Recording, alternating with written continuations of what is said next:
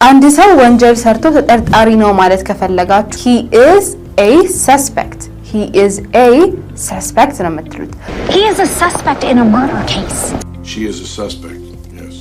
ቆንጆ የወንጀሉ ተባባሪ ነው ማለት ከፈለጋችሁ ግን accomplice ነው የምንለው።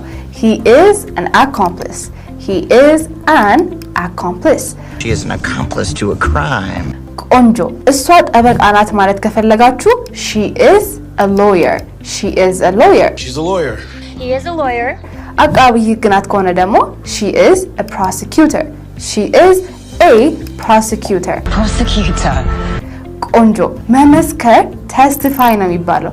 መሰከርኩኝ ማለት ከፈለጋችሁ I testified. I testified ይሆናል ማለት ነው። I testified. እሱ ወንጀለኛ ነው፣ ጥፋተኛ ነው። እሷን እንዴት እላታለሁ? ኮሜንት ላይ አስቀምጡልን። Thanks for watching.